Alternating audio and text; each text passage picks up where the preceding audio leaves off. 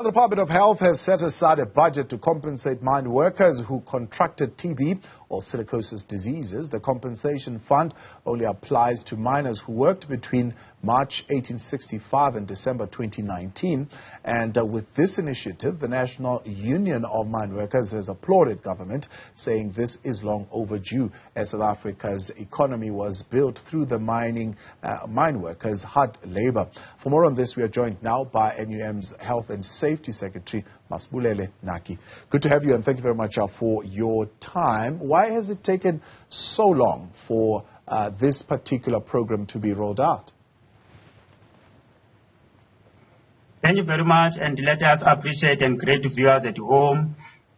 This taken so long because it was a court battle for quite some time. It was not an easy journey to arrive where we are.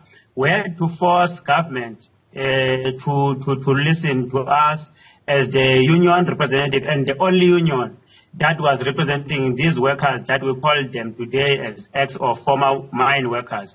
So after it was rolled out at the court that these mine workers must be compensated, this is what we are finding today, that the Department of Health is announcing the start in KZN, Northern KZN, and to roll out this process. And we are appreciating and very happy that the people who started or who worked so hard in the mining industry, during the time it was not fashionable, during the time that was hard on exploitation, and now they are going to benefit out of the diseases and all the illnesses that they conducted during the time that the health and safety of mine workers was something that was not even taken care by the mining forces. This is what we appreciate today as the National Union of Mineworkers. Yeah.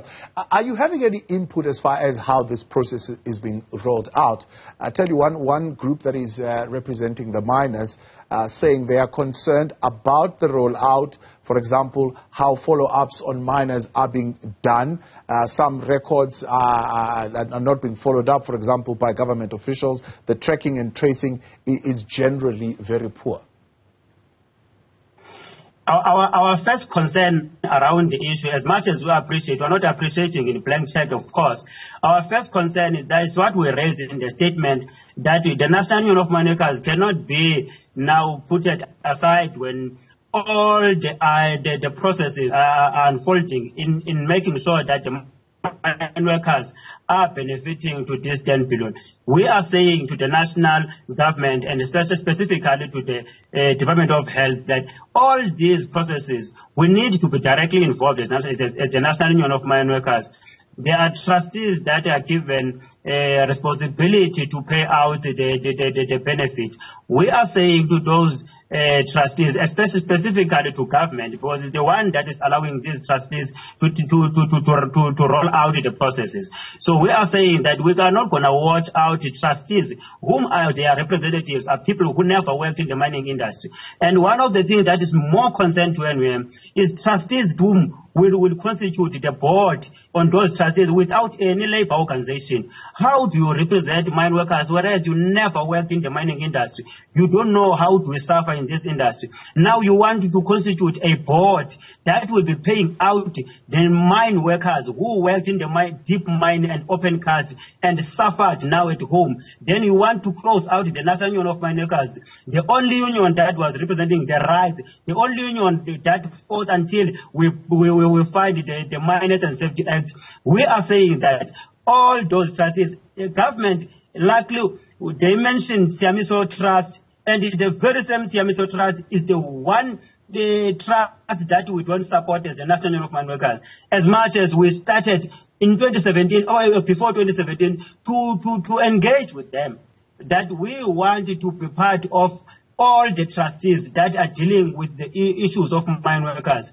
And the National Union of Mineworkers is the only union that started the contact tracing of ex-mine workers and former mine workers all over SADC. Because these mine workers that we're talking about are not only in South Africa, we're talking about mine workers who are in SADC region. That's why the National Union of Mineworkers employed contact tracers in all the SADC regions, where it was a labor sending areas, Mozambique, Malawi, Lesotho, Botswana.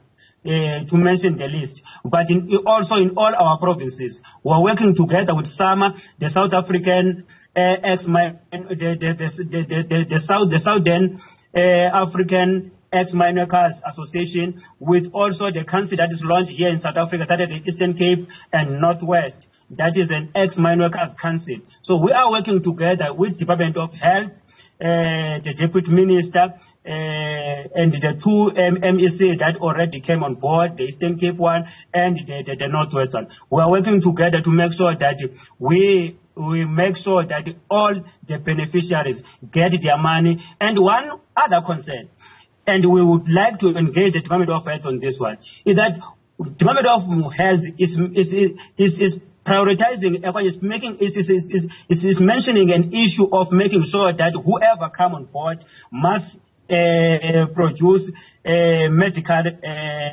proof or medical records. Yeah. Some of the workers, they don't have such as we speak. Yes.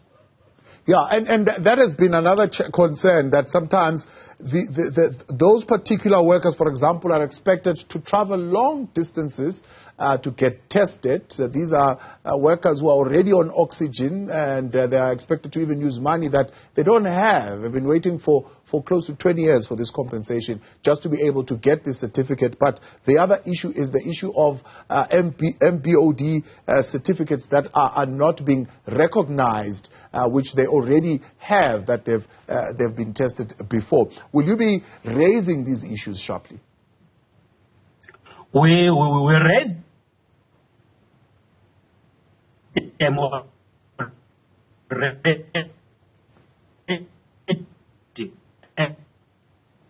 and we are going to continue raising these issues, that making sure that to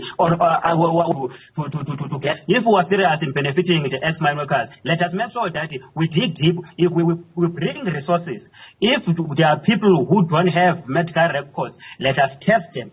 Let us have all the resources. Let them go through the process and make sure that their medical health is in a stage where they might be benefiting to the process. We're not going to allow a process where an ex-mineworker will be rejected on the basis that he doesn't have papers. We know there are many things happen. If government did not take so long to come on board and say, here is the money that can compensate these ex-mineworkers, we were to find these ex-mineworkers with all their papers.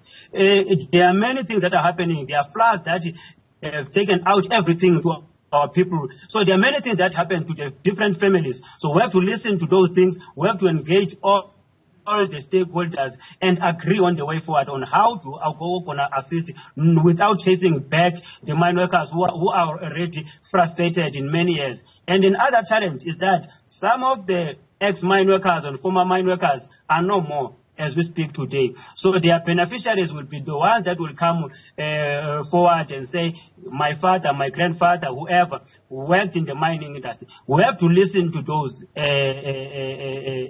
explanations or information that will be brought upon us. Yeah. Masibulele, let me thank you very much for coming on tonight. NUM's Health and Safety Secretary there, Masibulele Naki.